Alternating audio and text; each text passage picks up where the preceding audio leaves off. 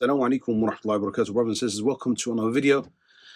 Today, inshallah, we're going to discuss an issue of how do you know somebody is suffering from magic, okay?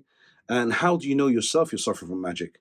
And how does a therapist come to assumption that the person is suffering from magic? Now, a lot of people, when they go to therapists, and especially we're talking about ruqyas when I say therapist, is they go to them and automatically they say that you have magic, and the patient themselves go to a ruqya and say, I have been affected by magic. And sometimes that's not the case. Sometimes it's not magic at all. It could be just a social problem. It could be a misunderstanding. It could be many other things than magic.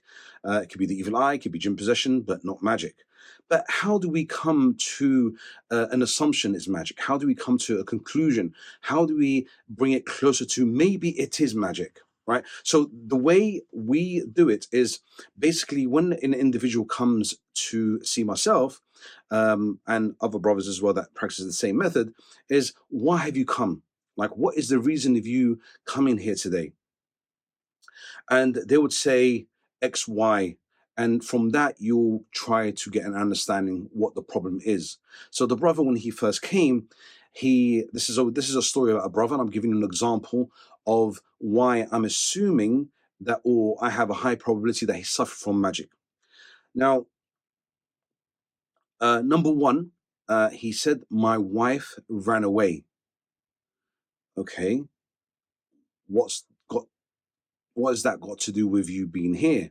He said, she is a very close friend to a peer's wife. So I said, right. And I've been feeling very anxious and uncomfortable. And every time I read the Quran or I pray, I feel like I have an urge to vomit.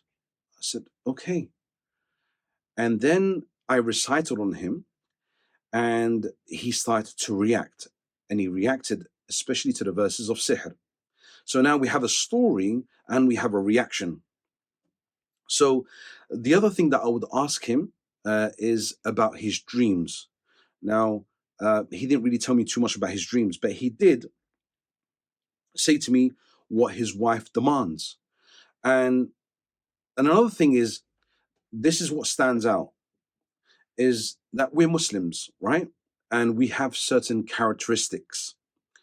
And if you go against certain manners or characteristics of a Muslim, then it's questionable, why are you that way? So for instance, his wife ran away and he wants his wife back, and he's contemplating on taking her back, but she ran away from him, meaning she doesn't want to be with him. Second, she's demanding to come back to the home, and it's a council place, and the council place, basically you have somebody whose name is on the contract, and the person whose name is on the contract owns the property, or is the person who is responsible for that property, and he doesn't get evicted, only by the council, and whoever's name is not on the contract does not get evicted. Sorry, I hope that's not too confusing. Anyway, her name is not on the contract, so the only reason she'll come back is if her name gets written on the contract, and that's what she said to the authorities. And second, that he must leave, or they must be separated for 5 years. And what's strange is he's actually contemplating on doing this, or he's questioning himself, should he do it or not? Which doesn't make any sense. If the person does not want to be with you, they don't want to be with you. Now, what's more strange is that the friend that she has that's married to a peer, he contacted, like, can you figure out what's going on, and can you tell your wife to speak to my wife, and so on and so forth. The peer instead said, I will write something for you, and you leave this with you at all times. And this is a piece of writing with the I'll keep the names out. A piece of writing of basically writing to summon the wife to come back after 3 days. And this individual used the Quran, verses of the Quran, to do so. But he used the mother's name and the wife's name.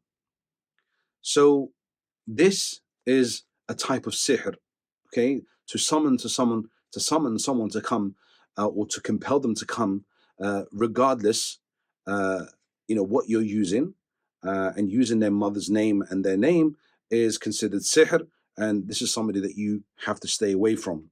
Instead of advising the wife to advise the woman to go back to her husband and to repent to Allah and to try to reconcile, instead he writes something using the mother's name, which is an indication that the person is performing magic. Just to clarify, the wife, she ran away from the home for no absolutely any reasons, for no genuine reason. The authorities were involved, and there was nothing, to say that this man has been malicious or has done anything to harm his family. But the woman, the wife, did not want to be with him any longer. This is very strange, and what she's demanding is very strange, and this is what brings us to the conclusion of this is an indication that magic has been performed, and Allah knows best.